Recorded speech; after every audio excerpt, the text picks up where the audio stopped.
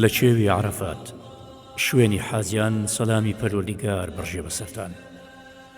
ئێرە حەزە کە ڕەحمەت و بەرەکەتی خوددا دەڕژێ بەسەر ئەم چێوە پڕخێرە. مانجی حرام و نیشتیمانی حرام و بەیت الحرام حاجیان بە ڕەنجی جیاواز و زمانی جیاواز و وڵاتانی جیاواز لێرەدان. بە یەکسانی لە بەردەم پەروەردیگاریان وەستاون، وەستان لە مەزنترین شوێنی سەرزەوی کە ئەویش چێوی عەرەفەیە.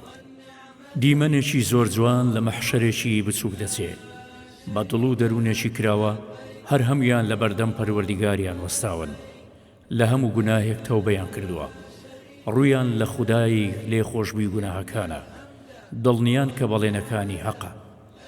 ڕوخساری جیاواز لە دووری ئەم خاکە دەبینرێن، لەگەڵەوەی ماندوون بەڵام بە ئومێد و بە هیوان. حەس لەسەر هەموو موسڵمانێک فەرزە، ئەگەر تەنها جارێک لە تەمەنی بێبەسە بۆ مەرجەی توانای دارایی و جەستەیەکی ساغی هەبێ. وَلِلَّهِ عَلَى النَّاسِ حَجُّ الْبَيْتِ مَنِ اسْتَطَاعَ إِلَيْهِ سَبِيلًا. ڕۆژی نۆی ذوالحیجە ڕۆژی حەجی گەورەیە کە بەبێ وەستان لە چێوی عەرەفە حەجکردن قبول نییە، هەروەکو پێغەمبەر صلی الله عليه وسلم دەفەرمێ الحەج عەرەفە. ئای چەندە دیمەنێکی جوان و دڵگیرە کە هەمووان بە پۆشاکی سپیەوە بەسەر ئەم چێوە دەکەون و دوعا دەکەن.